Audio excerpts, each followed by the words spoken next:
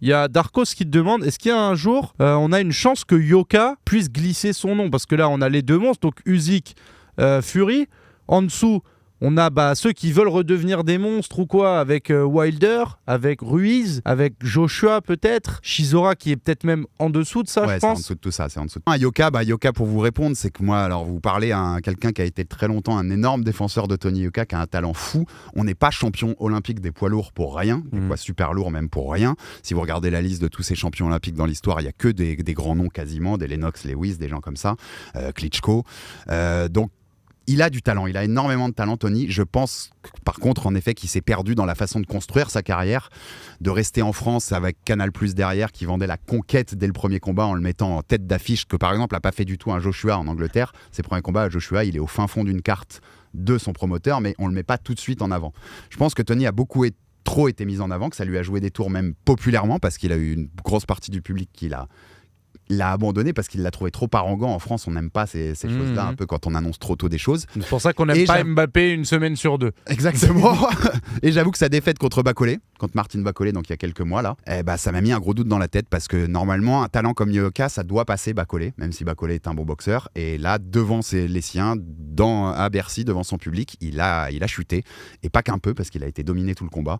Et je me demande à quel point Tony sera capable mentalement de se relever de ça. Moi, je lui conseillerais une chose. Il est en copromotion avec Top Rank aux États-Unis. Je lui conseillerais d'abandonner Canal quelque temps, d'aller dans des petites cartes aux États-Unis, combattre pas du tout en tête d'affiche. Ouais, être un no-name. Aller grinder, quoi, tu vois, aller charbonner pour pouvoir revenir, se refaire de la confiance, refaire de la technique, reprendre confiance en ce qu'il sait faire dans la boxe, être moins arrogant dans la gestion médiatique, on va dire, en fait, de sa carrière.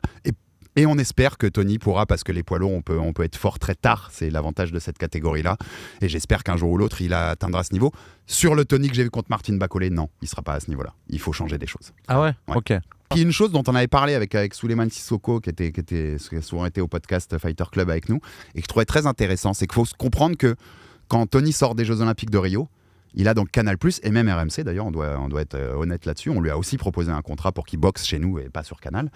Et les télés françaises lui offrent, notamment Canal qui a obtenu le truc, donc c'est eux qui ont donné le plus, je suppose, j'étais pas dans les petits papiers des négos, plusieurs millions d'euros pour avoir un contrat de 15 combats, je crois. Je crois que c'est 2 millions d'euros pour 15 combats, quelque chose comme ça, je veux pas dire de bêtises, mais je crois qu'on est autour de ça.